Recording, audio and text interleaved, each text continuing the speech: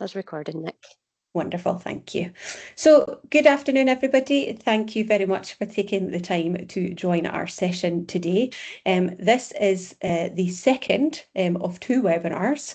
The first session, which was held 4 weeks ago, was designed to help organisations who are based outside of the Highlands and Islands understand how they can support organisations working in the region. But today's session is specifically for organisations who are based in the Highlands and Islands.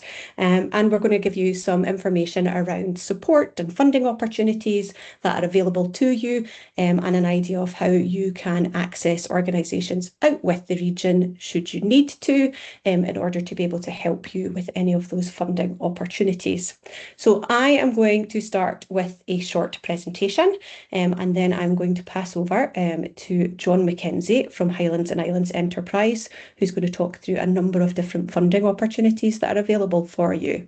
We would ask that you keep questions to the end of both of the presentations, and I would also ask that you drop them into the chat function and I can facilitate those for you at the end of the session. We will share the recording with you all once the session is ready to do so, and we will also share the slides and things with you as well. So, on to the matter at hand.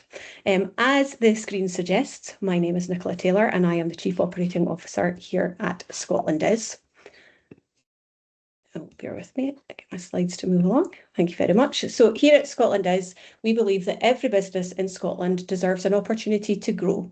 ScotlandIS supports you to do that. Together, we create opportunities for your business to succeed by connecting, informing, inspiring and supporting. So who are we?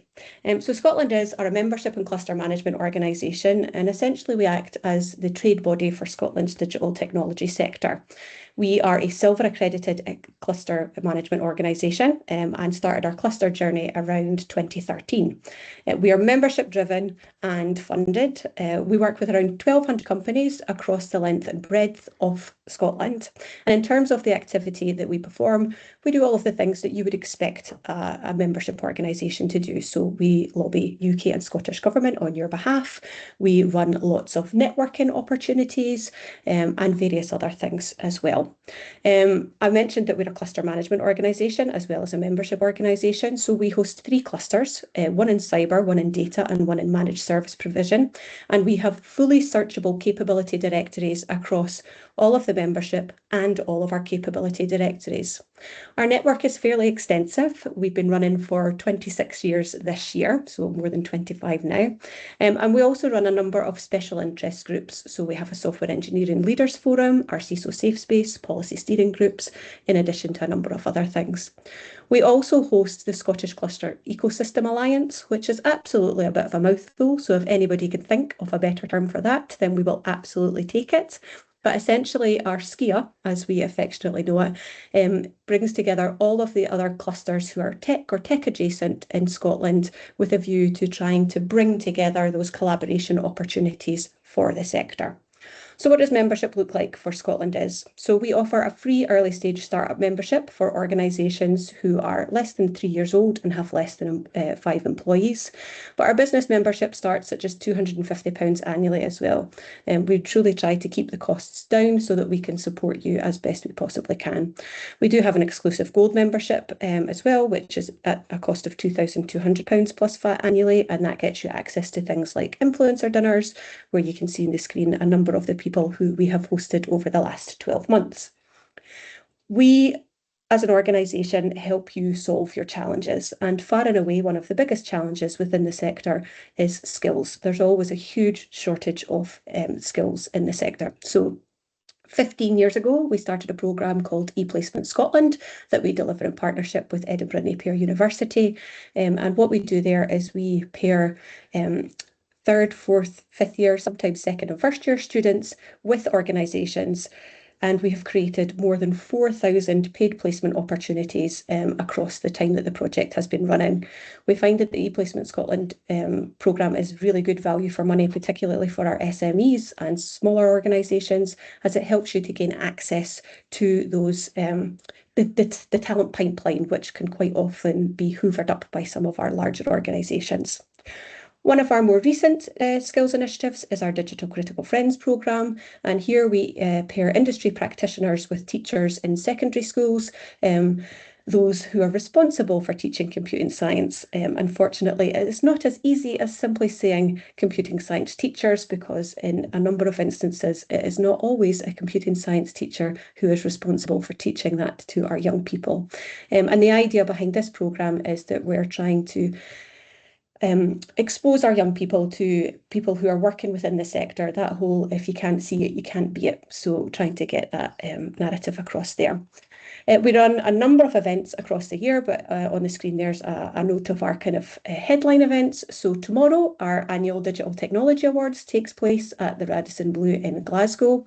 Our annual Scotsoft conference, which is a mix of technical and leadership styles talks, takes place on the 24th of September at the EICC, and currently our early bird ticket rates are available for that.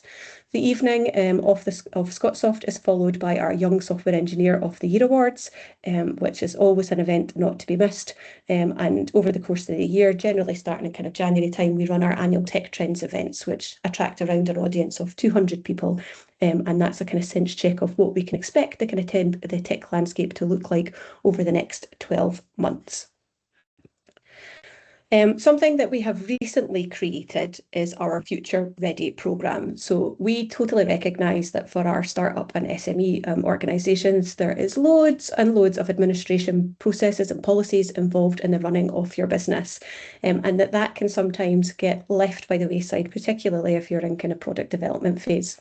So we want to make it as simple as we possibly can for you to be able to access, access boilerplates and templates and the likes, so that you can keep your business growing at the same pace as as yourself. The Future Ready programme also gives you access to a number of free training courses, so that you can upskill not only yourself but the full member of your team as well, because the Future Ready programme is accessed not by one individual but by the organisation.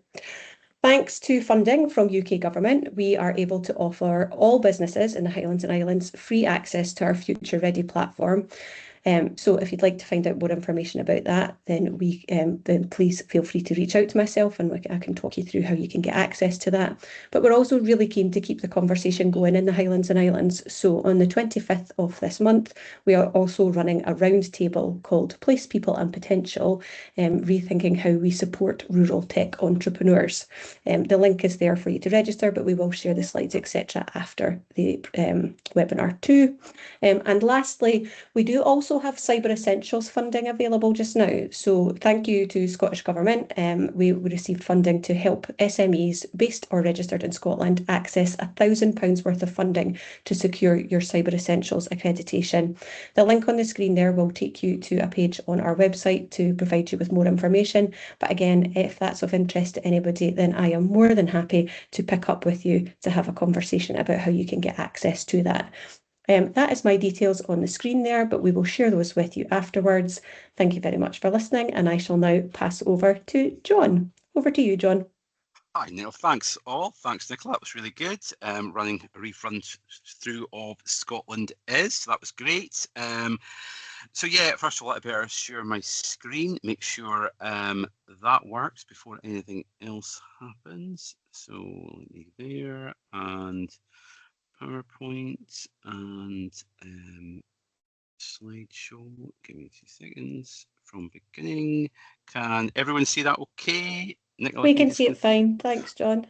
Perfect. Excellent. So what am I going to talk about? So yeah, support for digital business transformation in the Highlands and Islands is the theme of today. So I'm John Mackenzie. I work in the innovation and technology team at Highlands and Islands Enterprise. So today I'm wearing 2 hats. I'm wearing my sort of normal day job hat of innovation and R&D, but I'm also representing the digital side, which is normally sort of fronted by Teresa Swain. But so I'm going to do both elements in terms of what support support there is for businesses to, if they want to start a digital business transformation journey. So the last, when we did exactly a month ago, I talked about the opportunities for tech businesses, both inside but also outside the Highlands, to get involved in some of these programs and how we can support our companies on their digital transformation journey. So, so there we go. Next slide, if I can move it along. There we go, a little bit of a picture of a robot there. So digital transformation, apologies if I'm teaching you how to suck eggs. So it's just really in terms of what is digital transformation, and it's really taking a whole heap of the latest digital technologies, AI, cloud computing, automation, and looking at it from a sort of strategic viewpoint across all areas of your business and how it will help your organization deliver better value, refine business models, make you more agile, improve the customer experience, and ensure survival. So in the Highlands and Islands, business transformation can help the region be more productive, sustainable, reduce geographies, and reduce recruitment shortages. So we'll start off with we'll start off with a little video just to show, sort of highlight that certainly my colleague Teresa and some of us in the digital and innovation team have been heavily involved with the Scottish Government, partners such as ScotlandIS, Scottish Enterprise and SOSI in terms of the new AI strategy, and AI Scotland will launch on Friday this month. So there was 3 rural AI roadshows that took place earlier this year, one in Inverness, one in Dundee, and one, I think it was in Gretna or somewhere on the borders it was anyway. So I'm hoping the tech will work and I can show this small video if this works. It was held. I'll hit play.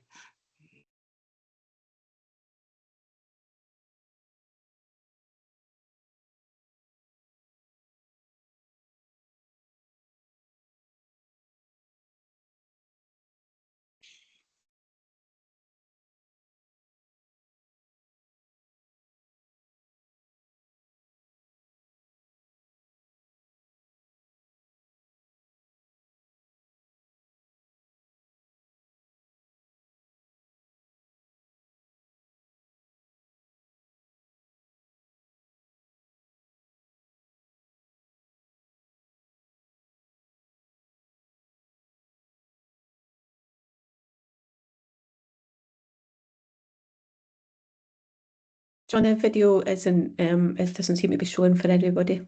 Oh, hold on. I will sort that. Apologies, technologies let me down a little bit there. Hold on, let me try and share that again. Thought that would work, and it hasn't, but that's okay. These things happen. Okay, can you see my screen okay again now? Hello? Yes, we can. Oh, that's fine. So yeah, I'm not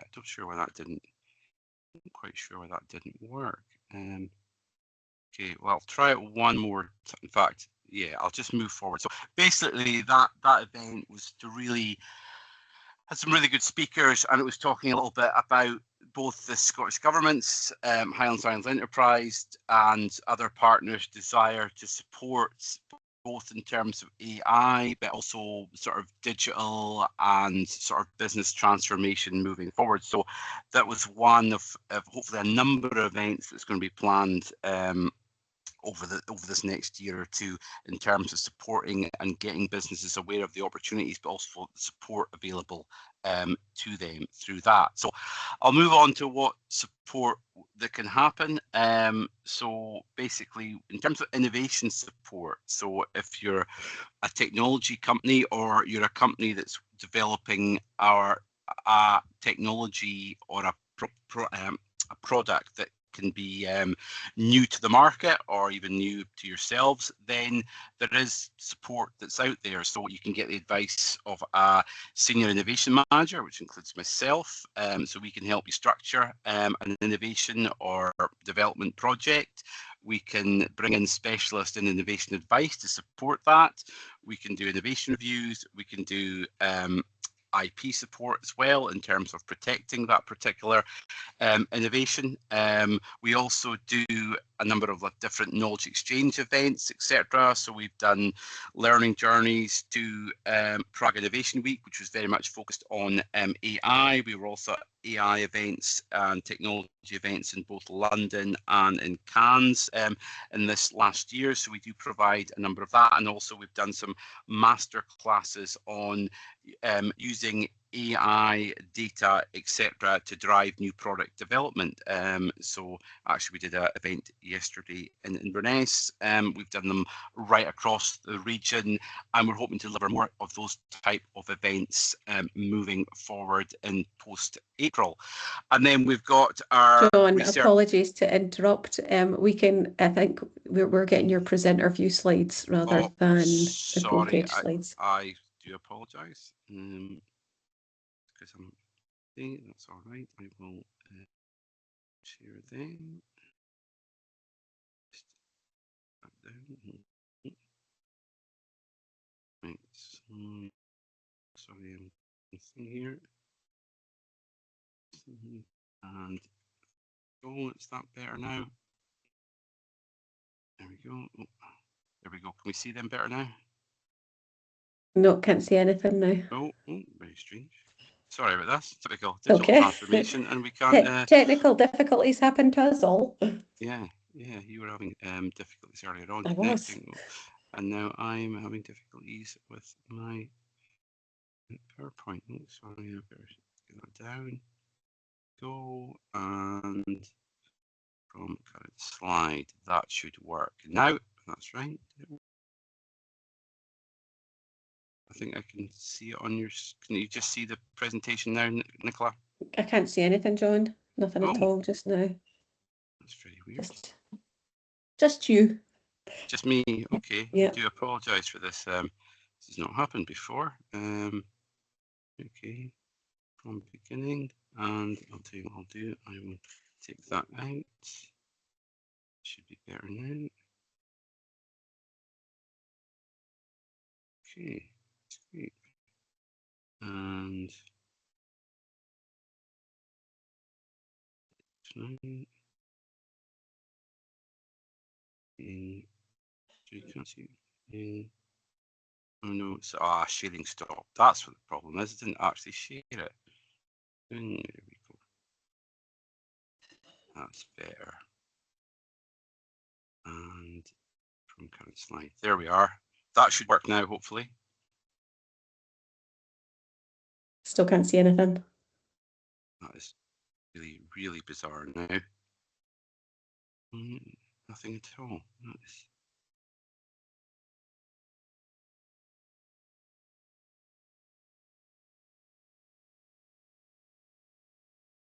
Back and check the Teams.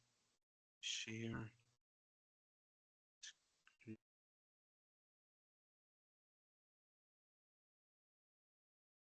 You're sharing your screen. And right, can you see anything now, Nicola? So I can see the slides, but not the kind of full slides. So if you do, that's fine. that should be it. Yeah, we can there see we now. Go. There we go. There we go. Do apologise for all that. So now you've completely completely forgotten everything I've just said because I've completely mucked up this for some unknown reason. As I move forward from the innovation side of things, we've got a research and innovation grant. So that gives from 5,000 up to 100,000 to support innovation and R&D projects, element of flexibility in this. We can also support larger R&D funding programs through other funding mechanisms, primarily using R&D state subsidy schemes, so varied intervention rates depending on the size of the company type of project. So that could range anything from, if it's a 5,000, it could be 100%. Usually our average is somewhere between 40 to 60% intervention rate. This is not from startups. I think I got a question before. It's not for startups, but what we're seeing is that it probably would have to be things that would really develop quite a sort of high growth business, and if the business is of has been formed. There's some money there to support that. That's what I mean. But we do look at every potential application or project and look at different ways of supporting it. We also welcome joint applications. We also do specialist innovation support grants. So that's grants between 2.5 to 7.5K to support the cost of specialist support, and advice to support an innovation project within an organisation which does not often have the in-house expertise available. So that can be on R&D, developing new products and services, improving productivity, developing a strategy for future information, and also protecting your intellectual assets. So what's the sort of difference between, you know, a research and innovation grant for technology, and that was one of the questions that was asked at the last webinar, and one for which I'm going to talk about in terms of some of the other support mechanisms. So I suppose the examples would include things where people are actually developing something that they can then sell on. So for example, we've given a research and development grant to a particular company that had a bit of in-house software that they used basically for their own work, but realised that actually they could actually utilise and sell that to the sector they operate in. So and that had to be sort of done as sort of bespoke development. They weren't just buying it off the shelf. So that was supported via our innovation support grant. If, for example, that company was looking to do the opposite and they didn't have a system that they were using internally, then some of the programs I'm going to talk about just now would be more likely to support that. So quite a lot around digital and helping to develop an advanced technology within your business, around digital and technology support. So we've got sort of four main areas. That we've got the artificial intelligence, AI support, we've got artificial intelligence exploration voucher, we've got the high digital and technology adoption capital grant scheme, which is called the data scheme. I think I mentioned it the last time, but apologies if you've been on before. I'm not sure if I was that keen on that name, because that just gives the impression that that was for supporting projects which included purely data science. Absolutely includes that, but it also covers things such as robotics, IoT, and various other aspects of digital and technology adoption. So it's not just about data. And again, we've got a high digital specialist advice grant where basically you could get a digital consultancy, etc., to help you work up a project or a review of where you currently are, and actually give you a sort of route map to then to be able to have a firm program that you can put in place, and then look at things in terms of how we can then get grant funded, through maybe the data scheme, potentially through the research and development grants, etc. So that's what that's being utilised for. So our AI mentoring support aims to provide you with personalised guidance, insights how to achieve your business goals. So we've been doing these AI exploration vouchers. They are just finishing off for this financial year, but more will be put in place kicking off next month.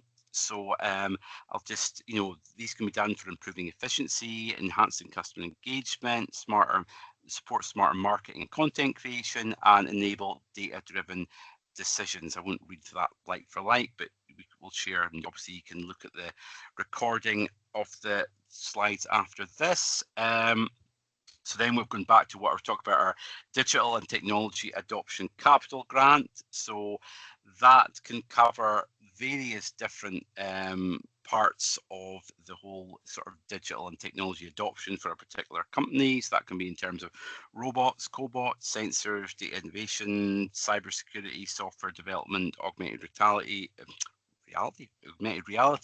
cybersecurity solutions as well. Also projects as elements of deep tech will also be considered. So these are grants ranging, could be ranging from 30% to 100%, depending on the intervention rate. And as again, usually they're set somewhere between the sort of 40 to 60% intervention rates for companies so far. And again, I've talked about the digital specialist advice grant, which is currently paused, but will be put back in place post this month, post April, and that can give up to 50% of the cost of a specialist to work with you. again on those subjects that I've just talked about below. And so far in 25-26, just to give you sort of run through of what we've done, we've had 15 cases of digital specialist advisors at a cost of 72k. Same again are in pipeline for next year, and we're obviously welcoming more applications. Digital capital grants, 5 projects which we've put out at 170k, and a further 70 is pipeline, but again we're looking to increase that. AI readiness, we had 16 clients engaged on our AI readiness program, and AI vouchers, 23 approved with 11 in progress, and AI mentoring approved, 2 mentors commissioned, and 23 clients supported to date. So as I said, it's been, since we launched last year, it's been pretty successful so far. Lots of companies have engaged, and we're looking for much more in the financial year 26-27. Support and grants are great, but can lead to confusion. So that's one of the reasons we're doing these sort of events. I'm not sure I've helped today with that problems with the slides earlier on, but what we're saying is that there's a lot of support out there, both from ScotlandIS, both from Highlands and Islands Enterprise, other partners such as Business Gateway, TechScaler, etc. So there should be no wrong door, and we're happy to speak to any business about potential support available if they're unsure of where to start, or if they have a project that they're needing support with, or they are looking to they don't have the in-house specialist required, so they need to look at that. They're confused about where to start with AI. They're confused about cybersecurity. So there's a lot of support out there, and one of the reasons we had the previous webinars was to basically get a lot more of the tech sector engaged in terms of what we're trying to do in the Highlands and Islands. So a lot of these will require you to work with suppliers of technology, both in terms of expertise, equipment, etc. So we're happy to put you in touch with some of these companies to discuss potential projects and support. There's no obligation on behalf of the company or the potential supplier of the technology support. It's very much a case of having an introduction. That can be done through ScotlandIS. We can also do that through HIE and support from the digital and innovation team, and also our local area team offices as well. And so examples of some projects that we've done. That project I mentioned, so here's the difference. So Aquaterra, which is a company up in Orkney, very much a sort of environmental consultancy and monitoring, do projects all over the world. Basically created an in-house tool called RadMap. They then looking to actually put that tool out there to sell as a solution for other suppliers. So obviously there was support given from that. Fibre One Connect, who are partners in terms of providing connectivity solutions. They needed a bespoke new portal platform to be able to link in both with customers and with the broadband infrastructure, so that was supported. Over to your far right, you can see salmon. That's Aquascot in Easter Ross. So they manually inspected the quality of the salmon. So it was, probably 5% of all the salmon was manually inspected before it went out onto the line to be filleted, etc. Through a project called Harvest Cam to develop a harvest camera system, also using AI and data. They are now, initial trials are really good for actually doing 100% initial checking in terms of the salmon, and that's saving both time and also sort of salmon they can't then package and sell on to their sort of main supplier. So initial trials have gone really well with that. H&I Adventures, which at the bottom, based in sort of the Abbey Moor area, again, they are developing an app themselves that they can both utilize for the business, but also potentially sell on to the sector. So there's examples of some projects that we've done over the sort of last year and a half from the sort of innovation viewpoint in terms of technology and sort of business transformation. move forward. So thank you for listening to my ramblings, and again, apologies for the slight mix-up in terms of the slides. But I said we are recording this broadcast, and we will take out the bit where I mucked things up. So apologies for that, but happy to answer any questions that anyone may have. Thank you, John. Much appreciated. So just a reminder that if anybody does have any questions, you can pop those into the chat. There are none there just now, John. But as always, I have come armed with a couple myself, because there's always more information that I would like to get from you. So is there any minimum criteria businesses need to meet in order to access the funding or to be considered as suppliers? So probably the minimum criteria that a business is that they obviously have to have the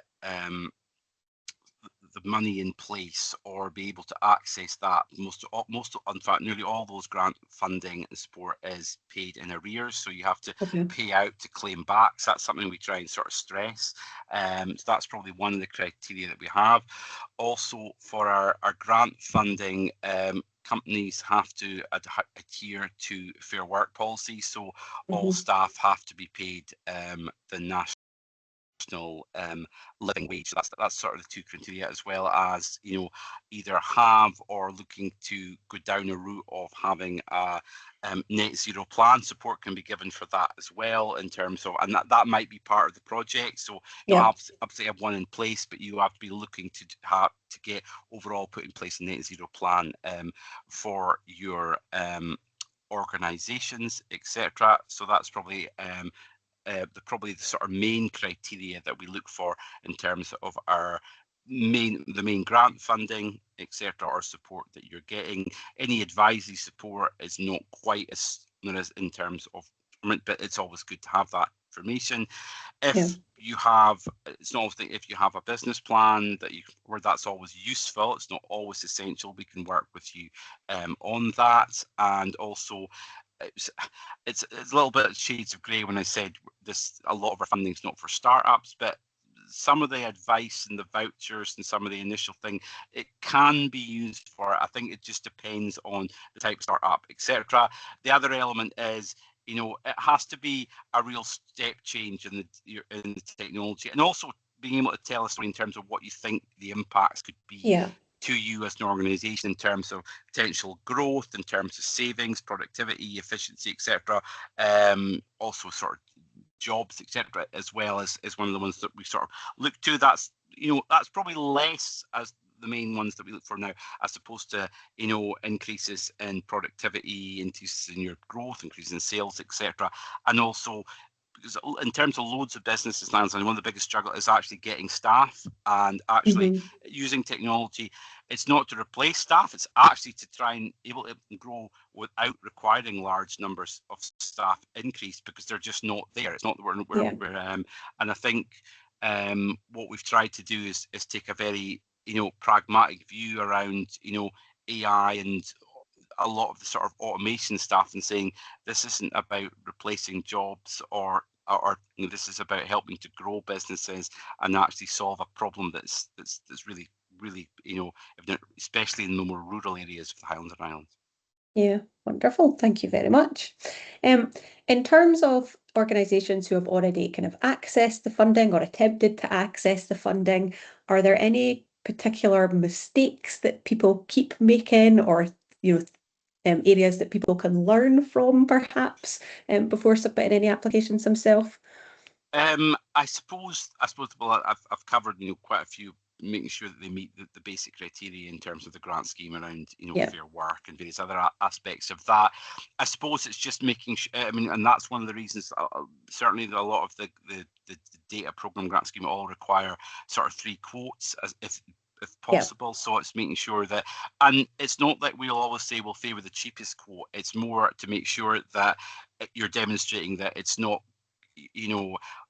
one of the sort of key things is to make sure that you're not paying way over the odds. Or the other element, especially for our innovation grants, we will cover in-house costs, but we will not pay daily rates. So we've had instances where people go, yes, we charge £500 a day for what we would normally if we're doing Yeah. this. But yeah, but you're not charged. This is an internal project, so you can only show the salaries of the people that's working on it. So that's probably another thing that try and do in terms of if they're using their own hand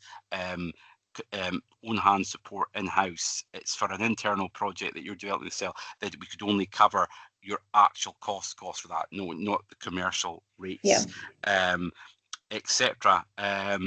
And yeah, that's probably the sort of main things that I would probably flag up. I mean, the different thing, if it's the EIO voucher scheme, which is £15, we're not expecting War and Peace in the application.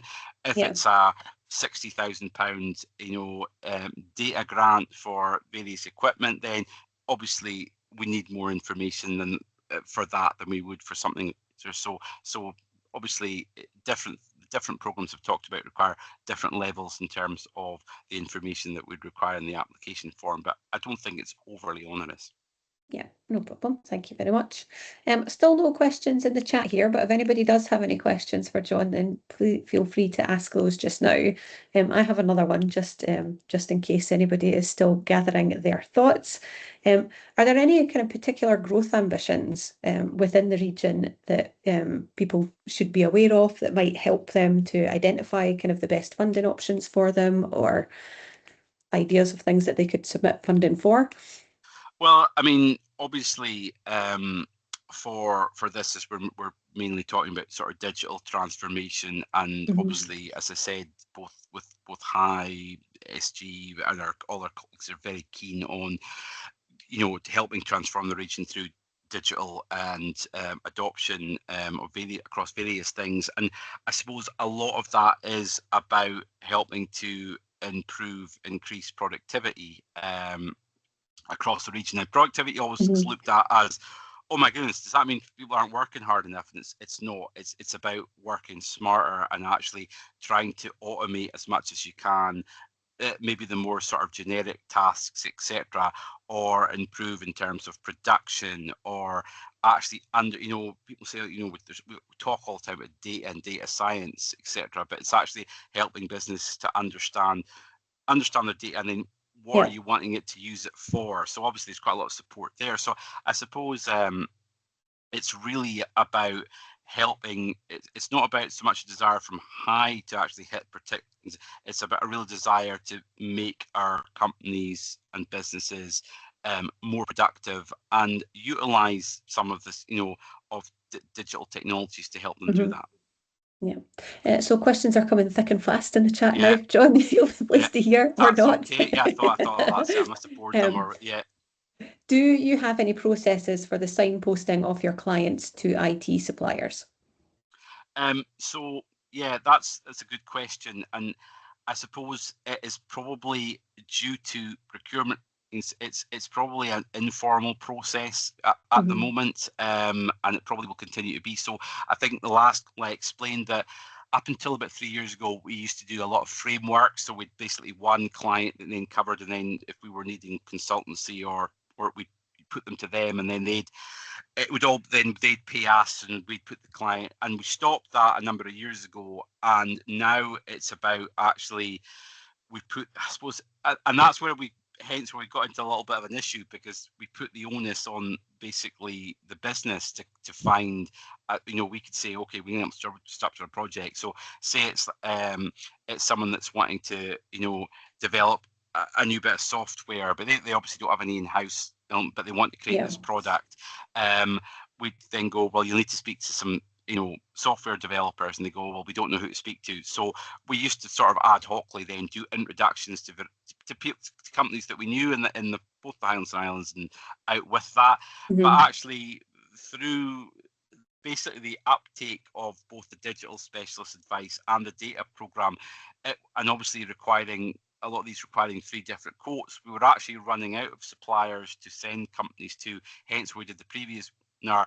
But it's generally then, we've got, a list of clients, say a list of businesses that we think companies could speak to on a particular subject, and say, do an introduction to them, and say it's no obligation on either part. it's not absolutely ideal, but then it also gives an opportunity for, if we had it under one framework, basically it's really only maybe the successful winner or a few that would then benefit from that. Also, we have had cases where companies say, actually, we've got a preferred person we're working with, etc. We may ask them, not so much the innovation side, but for the sort of data scheme, well, can you get another couple of quotes just to show that actually it's on a par with what we would normally pay, value for money, etc. So it's not absolutely ideal, but I actually think it's maybe slightly better and gives more opportunities than if we were just under a framework. Yeah, and obviously just to add on that, David, I see your hand up, so I'll come to you just in a second. But obviously, the relationship that obviously you that Highlands and Islands Enterprise and ScotlandIS have was built to try and help identify other suppliers into the region, and that's obviously why we have our kind of capability directories, which allow you to search for things like software developers, and you can search for those in the region, out with the region, and we've got that for the kind of broad general membership, but we also have that for cyber companies, for data companies, and for IT managed service providers as well specifically. So I did reference those kind of in the kind of presentation at the start, but what we will do is we'll also drop the links to each of those capability directories into your follow-up information that comes out after the webinar as well. David, you can unmute yourself and speak if you would like. Yeah, hi John. Hello. I suppose we'd love to ask that question, because I think I appreciate the immense challenge that you've got of being the people. Very quiet, David. I'm not sure. Sorry, I'll put my mic down. There you go. We can hear you now. So so I appreciate the challenge that you have of being able to provide a list, because of the fact of that then becomes a preferred supplier list in this and the bits of procurement and tendering. So it's that balance about how do you get it. So I think if so it's where you're doing the signposting. So signposting to somebody like ScotlandIS lists, which is managed by a third party, is probably an easier route. Yeah, absolutely. Okay, I appreciate the challenge with that one. Thanks. No, thank you for that. Yeah. Thank you. Thanks, David. So the next question then is the specialist advice funding resurrecting from April onwards, or will it be later in the year? No, it's according to Teresa, it should be from April onwards. It's at the moment, it's currently the end of the financial year for loads of other businesses as well. So it's not just us. So we're sort of trying to finish off and make sure we've spent what we said we're going to spend, and then move into next year. So yes, and I noticed an email from Lisa in terms of the fact that yes, it will be in place next month, which is only a couple of weeks away. In fact, probably less than a couple of weeks away. I know it's not. It's certainly not far away, so hopefully that's answered your question there, Ian. I suppose the only thing that maybe we wouldn't, you can obviously go onto our website, etc., and apply. There won't be a lot of marketing around any of this activity until the post-election period. So we're moving into this sort of pre-election space whereby we've got to be careful in terms of there won't be any a lot of heavy promotion of this, but if you go onto our website and then click on the app, it should then show that it would be open for new applications, etc., or speak to myself, or if you've got other high contracts things, or even just generally email inquiries, the inquiries section at High as well. So yeah. Thank you, John. Thanks. So last question that's in the chat just now, just a kind of final call for anybody else. If you have any other questions, if you could pop those into the chat just now. But whilst we wait for that, how much of a business maturity is being looked at for in projects? In terms of how old the company is, again, it very depends actually. I mean, it could be, certainly in the research and innovation space, the company could be 6 months old. We've also had companies that are 60 years old, and also in terms of the data and all the other differences, there's not an actual definitive if you've just registered a company.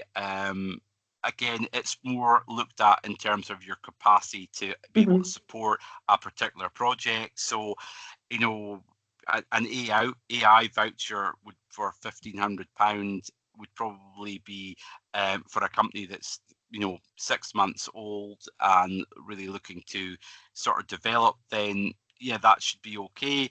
If it was a company that was 6 months old and they were putting in a bid for, say, 65, 70K's worth of grant support, then we'd obviously have to look in terms of your be able to capacity to manage that. So there's no hard or fast rules for any of the programs that I outlined today. Or sorry, no, so I've had a correction. It says the question was more about maturity of the project, as I hadn't considered their starting point. All right. So yeah. So for was that meaning in terms of they've already started a project and they're looking for further support for it, no, or it's the step change because of the project? Okay. So yeah. So again, it's very much a case of if they did a particular project, and what the outputs could potentially be. So they might say at the moment our turnover is 150K, but with this particular project, and again it's down the scale. So let's say the example is that this is a 40K intercept grant for capital funded project to develop a new system within the digital system within the organization using AI, data, etc. They're maybe saying that after 2 years, and if this project's in place, then actually their turnover could increase to 500,000, profits could increase by 15-20%, their productivity could improve by 15%, etc. So it's those are the sort of main liners. I suppose it's relative to the size of the business, the size of the grant, and also sometimes where they are. So if you're in the centre of Inverness, that might be looked at slightly differently if you're in, Unst in the north of Shetland. Yeah. Thank you very much, John. Thank you. Hopefully that's answered your question for you, David. There are no other questions in the chat just now.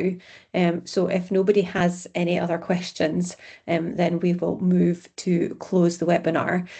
So I just want to say, firstly, a huge thank you to yourself, John, for the presentation and information. Apologies, folks, for not being that video not showing, and also the mix-up with the slides. For some reason, the PowerPoint and my sharing somehow crashed, and that caused a few problems. So I do apologise for that. Is it even a webinar if there is not a technical difficulty of some description is my response to that, John. So, but yes, thank you again, obviously, for taking the time and for all of the information. As I mentioned at the start of the webinar, we will share the recording with you. We shall share the slides from both myself and from John with you as well. And we will also drop the additional information with regards to the capability directories, Cyber Essentials funding, and the future roundtable as well into that follow-up information that's sent across to you. We'll also drop in my details and John details, so should anybody have any questions, if you wake in the middle of the night with anything you think, gosh, I should have asked that and I didn't get the chance to, then myself and John will be more than happy to answer any additional questions that you have in the future. But just want to say, sorry, John. I mean, people after the last one got in touch with me about things, and I had a couple of follow-up meetings, and I'm happy to do that. No problem. Yeah. Wonderful. Thank you very much. But yeah, I just want to say a huge thank you to you all for taking the time to join us this afternoon. We'll get that information across to you as soon as we possibly can, and hope you have a lovely rest of the day. Thanks, everybody.